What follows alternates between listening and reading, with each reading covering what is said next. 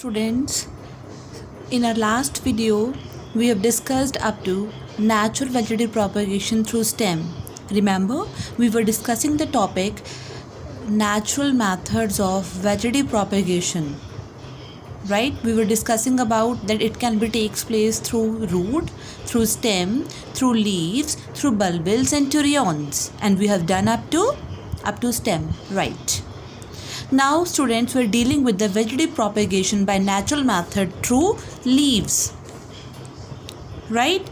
Now we know that leaf is an exposed portion which is mainly responsible for the photosynthesis. Right? Now students, leaves of many plants, not all, leaves of many plants like bryophyllum, जिसे हम हिंदी में पत्थरचट बोलते हैं, bryophyllum, even begonia, even kalanchoe, even Saint Polia, right? They can show vegetative propagation through leaves, right? And the leaves of some of the plants, they develop adventitious buds. See, these are the adventitious buds, right? These adventitious buds get detached from the parent's body and they develop into new plant, right? Like in case of plant begonia, bryophyllum, kalanchoe, I've already told you, Saint Polia, right? And even in case of plant, in case of fern, that is Adiantum caudatum, right? इसके हम discussion अभी करेंगे. Now students, in case of plant kalanchoe, Saint Polia and begonia, all of these three plants, they propagate naturally but with injured leaf. With injured leaf. It means when there is a leaf injury naturally, it detaches from the parent, it falls on the ground, under suitable conditions, it can give rise to new plant, right? But in case of a plant that is bryophyllum, I've already told you it is patharchat. Bryophyllum. What happens in this? In this, the buds got detached from the parent body, it falls down and develop into new individual. So no injury is required. The bud got detached, right, from the parent's body and it falls on the ground and produces new plant. But in case of plant bryophyllum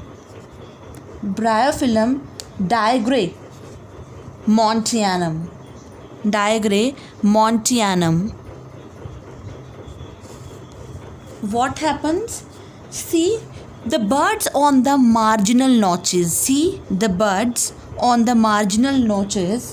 They develop into plantlets. See, they develop into plantlets. So what it shows? It shows vivipary. Students, vivipary क्या होता है? Vivipary is the process of development of plant while it is still attached to the parent. वो parent के साथ attach है, देखो अभी, और वो डिवेल्प भी होना शुरू हो गया. वैसे ये कंडीशन हमने पढ़ी है मैंग्रोव प्लांट्स में पहले, right? Mangrove plants vivipary show करते हैं. उनके जो सीड्स होते हैं वो फ्रूट के अंदर पहले से ही रेडिकल और प्लीम्यूल जो है वो अपनी ग्रो कर लेते हैं एंड फिर वो फॉल डाउन कर जाते हैं. लेकिन we are talking about here leaf. So bryophyllum, right, genus digramontianum, it shows vivipary. So the buds of marginal notches develop into plantlets along the margins. So it shows vivipary. And another, this Adiantum caudatum, it's called walking fern. Why it is called as walking fern? Because जहाँ जहाँ इसकी leaf का tip soil पे touch होता है वहाँ पे ये नया प्लांट ग्रो कर देती है. So it is called as walking fern. So leaf tips form new plants when they touch the soil. Clear? So we can say this is the vegetative propagation natural method through leaves. So here there are so many examples like Bryophyllum, Begonia, Kalanchoe, Saint Polia, Ariantum caudatum, Bryophyllum, Diagram Ontianum and known. Right? Now I think this is clear now. Next is bulbils. See, I've made the diagram of a bulbil. Right? See, bulbils क्या हैं? But bulbils are the small bulb-like projections. See, they are small bulb-like organs of vegetative propagation, for vegetative propagation that grow in leaf axils. तो leaf की axils में grow करती हैं ये. Right? See, if I draw a leaf, if I draw a plant like this.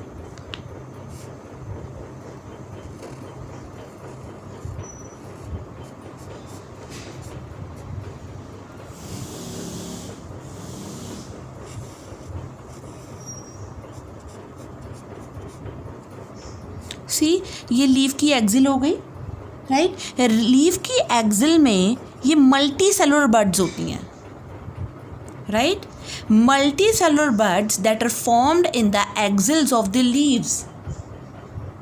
Right? They are known as bulbils. Remember, they occur in place of flower. Right? So they are formed in the place of flower buds, like in case of agave plant. Agave plant is known as century plant. Right? इसको century plant बोलते हैं हम generally. तो agave में this appears in the place of flower birds. Right? Even ये जो bulbils होते हैं ये मल्टीसेलुलर बर्ड्स तो हैं ही. We know that they are multi cellular birds, but they can also show vivipary. Either these birds fall on the ground and develop into new individual, or they show vivipary. It means that their bud, it means bulbil, grow. Right? It grow into a small plantlet, and that plantlet now falls and develop. So there are two conditions. Either they remain attached to the axis and start germinating, that means they show vivipary, or these bulbils they fall on the ground and develop into new plants. Right? So here the examples we have oxalis, ये हमने पढ़ा था पहले भी. Right? ये runners में आई थी इसकी एग्जाम्पल oxalis की. अगेव अभी मैंने डिस्कस करा है इसका. पाइनएप्पल लिवन, पाइनएप्पल इज अनानास. Right? Even yam. Its next example is lily. Right? And another example is chlorophytum.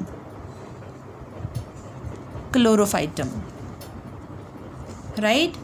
So bulbils are multicellular buds. They show vivipary, and either their buds can drop on the ground and develop into individual. So this is an example. This is a diagram of bulbil. ये आपकी NCERT में भी बनी हुई है ये वाली. Even ये डायग्राम भी आपकी NCERT में बनी हुई है. राइट? तो जो डायग्राम्स हमारी NCERT में होते हैं तो वो तो हम डेफिनेटली करते ही करते हैं. राइट? सो इसके examples oxalis, agave, pineapple, yam, lily and chlorophytum. Right? So अभी तक हमने 2 कर लिए हैं. अभी vegetative propagation by natural method के थ्रू, अभी जो हमने इस वीडियो के थ्रू पढ़े हैं वो लीव्स के थ्रू एंड बल्बिल्स के थ्रू. अब हम पढ़ेंगे through turions. See students, what are turions? Students, ये जो टूरियॉन्स होती हैं ना, they are actually the special birds.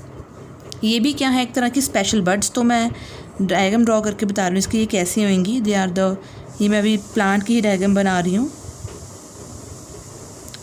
They are actually the special buds. See, ये बीच में मैंने दिखा दी ये वाली. They are this one. या मैं यहाँ पर बना देता हूँ. These are turions. है क्या?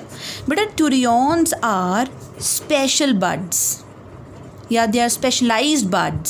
Or we can even call them overwintering buds. overwintering buds. तो मतलब ये तब बनेंगी जब एक्सट्रीम्स ऑफ कंडीशन हो सकती हैं. ये बनती कब हैं? जब कैसी कंडीशन हो हमारे पास? They are formed during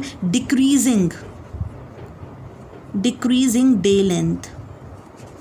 decreasing day length, और वी कैन से और रिड्यूसिंग टेम्परेचर। तो समझ ही चुके हो गया आप कि ये कब बनते हैं, ड्यूरिंग विंटर्स, क्योंकि विंटर्स में जो डे लेंथ होती है वो कम होती है और टेम्परेचर क्या होता है, रिड्यूस, मतलब ठंड होती है। तो उस टाइम पे ये बनती हैं, तभी इनको कहा जाता है they are overwintering birds. So turions, they are specialized birds, they are overwintering birds, they are formed in relation to decreasing day length or the reducing temperature. And remember, they are rich in starch,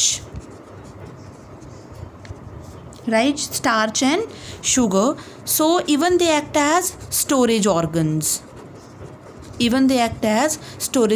But remember, they can be comparable to land tubers. They are comparable to, because जो tubers होते हैं वो भी अपने आप में starch को store करते हैं. So they are compared to land tubers. But फिर फ़र्क क्या है? फ़र्क तो ये है, एक तो ये overwintering birds होती हैं, right? और एक specialized condition में बनती हैं, और दूसरी बात, they are formed in aquatic herbs. Students, please keep in mind, they are formed in, turions are formed in aquatic herbs. So they are formed in aquatic herbs. So they are the overwintering birds which grow, right? ये grow कर जाएंगी कब? They are basically grow in the spring. They grow in spring and produce new plants, new flowers, new plants. So they are the comparable to land tubers, right? और इसकी जो हमारे पास examples हैं जो ये aquatic herbs में बनती हैं, they are Utricularia, also known as bladderwort, and another is Potamogeton, right.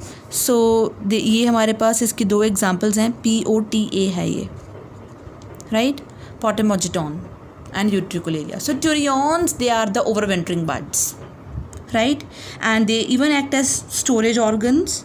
So it's a overwintering bird. It is produced in response to unfavorable conditions like reducing temperature and decreasing day length, and they are actually we can say modified shoot apices. ये shoot apex की modification होती है. Clear? So till अभी तक हमने natural methods ख़त्म कर ली हैं. हमने रूट्स के थ्रू, स्टेम के थ्रू, लीव्स के थ्रू, बल्बिल्स के थ्रू और टूरियॉन्स के थ्रू. अब हम स्टार्ट करने वाले हैं artificial methods of vegetative propagation, right. और हम आर्टिफिशियल मेथड में कैसे क्या क्या चीज़ अप्लाई कर सकते हैं हम? Cutting, layering, grafting and micro propagation. हम अपनी आज वाली वीडियो में अप टू करेंगे अप टू कटिंग्स तक, राइट. तो कटिंग में हम वी नो दैट कटिंग हम आर्टिफिशियल मेथड है स्टूडेंट्स, तो हमें इसमें कुछ ना कुछ हार्मोन, कोई केमिकल यूज़ करना पड़ेगा. अब ये नेचुरल मेथड नहीं है, तो we have to apply something. तो हम इसमें करेंगे क्या? या तो हम रूट कटिंग्स लेंगे, या हम स्टेम कटिंग्स लेंगे, या फिर हम लीफ कटिंग्स लेंगे. तो हम इसी की अभी डिस्कशन कर लेते हैं. तो नेचुरल मेथड्स के अलावा आर्टिफिशियल मेथड्स और प्रोपेगेशन भी बहुत यूज़ होते हैं. And you know farmers, Gardner's और हॉर्टिकल्चरिस्ट जो होते हैं उन्होंने इतने मेथड्स अडॉप्ट कर लिए हैं, राइट, ताकि प्लांट्स को वो ईज़िली प्रोपेगेट कर सके गार्डन्स और नर्सरीज़ में. तो हम पहले बात करेंगे कटिंग की. बेटा कटिंग एक बहुत ही कॉमन मेथड है for vegetative propagation. So this is the most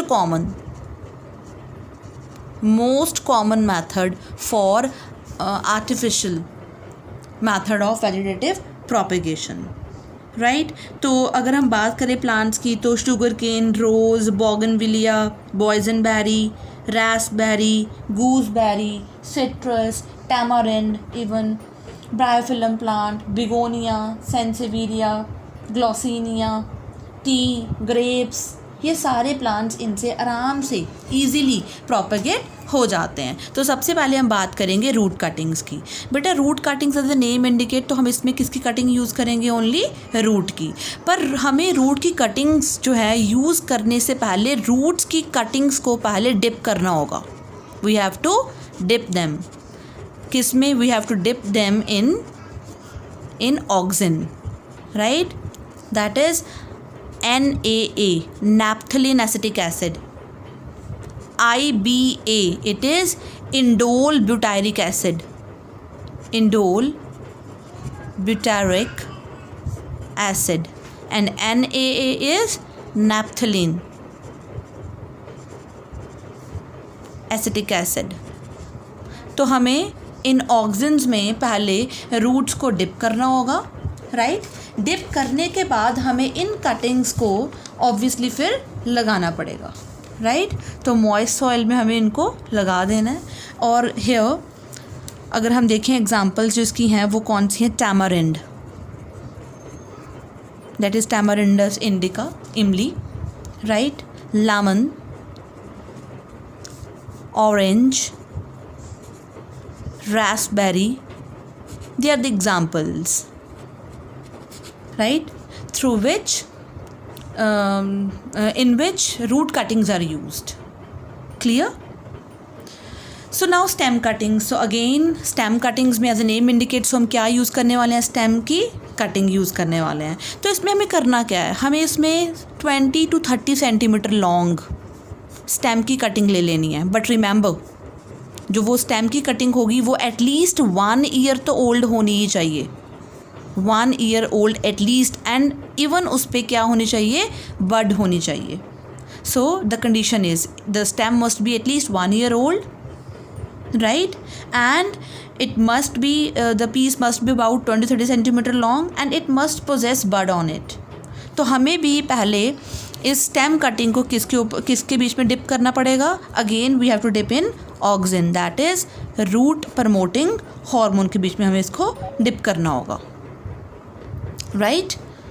तो इसमें जो हमारे पास एग्जांपल्स हैं, that is for example here is sugar cane, very very common example, sugar cane, rose, bougainvillea, very common plant, आपने देखा होगा बॉगनविलिया, पिंक से डार्क मेजेंटा से कलर का होता है, और इसमें जो पेटल्स होती हैं एक्चुअली वो उसकी पेटल्स नहीं होती, उसकी ब्रैकेट्स होती हैं, बहुत ब्राइटली कलर्ड होता है, राइट।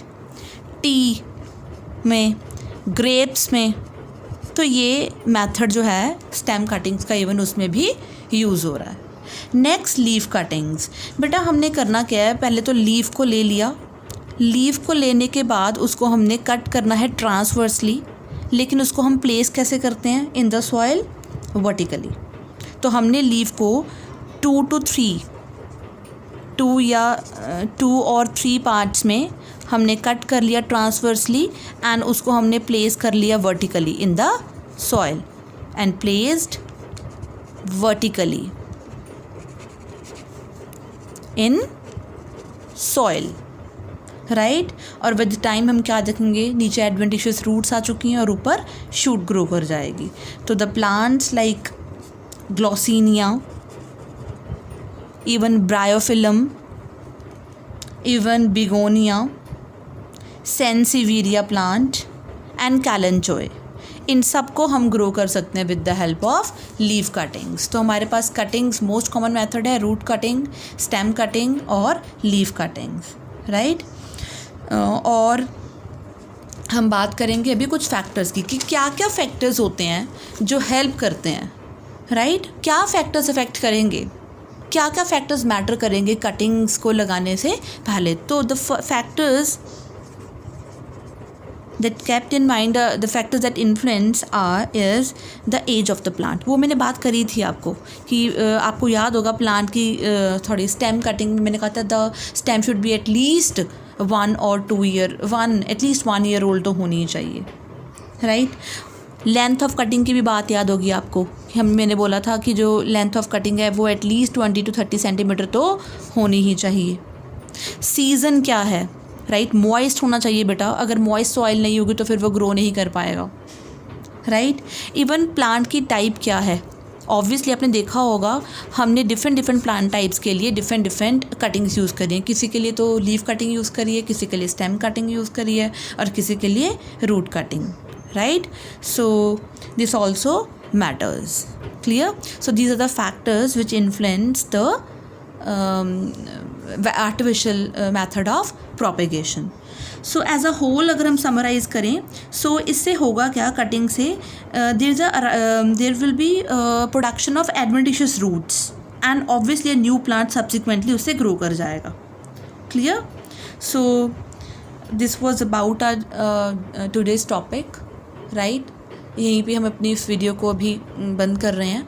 इसके बाद का जो टॉपिक है वो हम नेक्स्ट वीडियो में डिस्कस करेंगे, राइट। तो अभी तक हमने अपनी इस वीडियो में डिस्कस करा था natural method of propagation through leaves, through bulbils, through turions, और आर्टिफिशियल मेथड्स में हमने सिर्फ और सिर्फ जस्ट अभी कटिंग का मेथड पढ़ा है। इसके अलावा हमारे अभी लेयरिंग, ग्राफ्टिंग, माइक्रो प्रोपेगेशन ये भी पढ़ा है हमारा, right. Now students, stay home and stay safe. Bye bye.